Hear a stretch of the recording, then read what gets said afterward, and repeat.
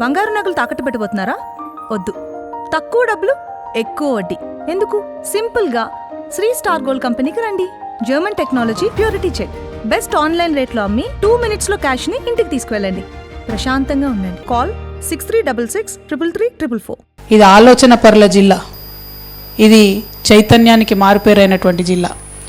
ఈ జిల్లాలో ఇక్కడి ప్రజలతో నేను తెలంగాణ ఆడబిడ్డగా ఈ జిల్లాలో దాదాపు ప్రతి నియోజకవర్గంలో తెలంగాణ ఉద్యమంలో చాలా చోట్లకి తిరిగినటువంటి వ్యక్తిగా, అంతకుముందు హుజూర్ నగర్ ఇక్కడ ఉన్నప్పుడైతే ఇక్కడ సిమెంట్ ఫ్యాక్టరీలు ఉన్నాయి, ఉద్యోగాలు వేరే వాళ్ళకి ఇస్తున్నారని చెప్పి ఒక ప్రత్యేక కార్యాచరణ తీసుకొని కొలువు కోసం కొట్లాట అనే కార్యక్రమంతో తెలంగాణ ఉద్యమం అంతా కూడా ఫైట్ చేసినాం ఇక్కడ పిల్లలకు ఉద్యోగాలు రావాలని.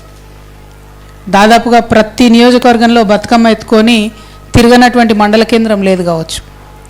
మరి అటువంటి జిల్లాలో ఇవాళ నేను తెలంగాణ జాగృతి జనంబాట పేరుతోని ఈ జిల్లాకు రావడం జరిగింది.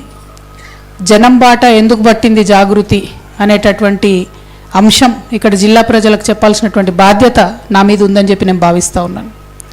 ప్రత్యేకించి మీ అందరికీ తెలుసు, తెలంగాణ రాష్ట్రం ఏర్పాటు నీళ్లు, నిధులు, నియామకాలు అనేటటువంటి ఒక ట్యాగ్ లైన్తో మనం తెచ్చుకున్నాం. వచ్చిన 10 ఏళ్లలో అనేక విజయాలను సాధించినాం.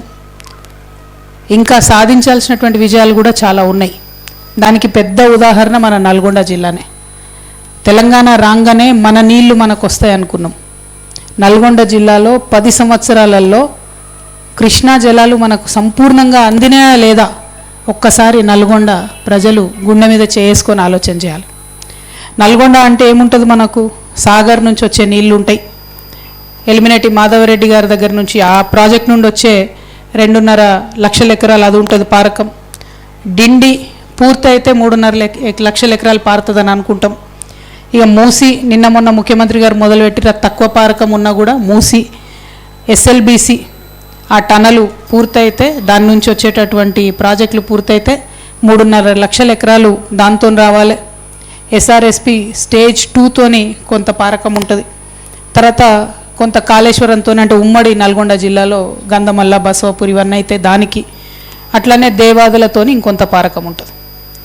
గోదావరి కొంత భాగం ఉన్నా కూడా మేజర్ డిపెండెన్సీ కృష్ణ. మరి 12 ఏళ్లలో 10 ఏళ్ళు బీఆర్ఎస్ పాలన, 2 ఏళ్ళు కాంగ్రెస్ పాలనలో కృష్ణా నది జలాలను మనం తెచ్చుకోగలిగినామా? ఈ ప్రశ్న ఖచ్చితంగా నల్గొండ జిల్లాలో ఉన్న ఆలోచన పరులు తమను తాము అడగాల్సినటువంటి అవసరం ఉంది. ఇవాళ జాగృతి పేరుతో జనం బాట పట్టడానికి కారణం ఏంటంటే, నాగార్జున సాగర్ కిలోమీటర్ దూరంలో డ్యామ్ కనబడుతుంటుంది, నీళ్లు కనబడుతుంటుంది. 4 నుంచి 5 మండలాలకు చుక్క నీరు ఉండదు. నెల్లికల్ లిఫ్ట్, చిన్న లిఫ్ట్ అయిపోతే 25,000 ఎకరాలకు 4 మండలాల ప్రాంతంలో నీళ్ళు వస్తాయి. అడిగేటోడే లేదు. 12 ఏళ్ళు అవుతుంది. 2024లో వరద వచ్చి కొట్టుకపోయింది. అది కొంచెం 2 ఏళ్ల నుంచి ఏం పని అయితలేదు. అంతకుముందు కాంగ్రెస్ గవర్నమెంట్ కేసీఆర్ గారిని తిట్టిపోసింది, ఏం పనులు అయితలేవు మా నల్గొండలో, ఏం పనులు అయితలేవు మా నల్గొండలని.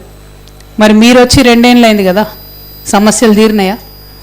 బీఆర్ఎస్ ఉన్న సమస్యలు ఉన్నాయి, కాంగ్రెస్ వచ్చిన సమస్యలు ఉన్నాయి.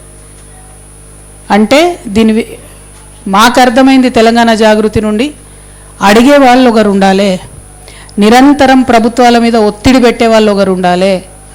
దానికోసమే జాగృతి జనంబాట కార్యక్రమం తీసుకున్నాం.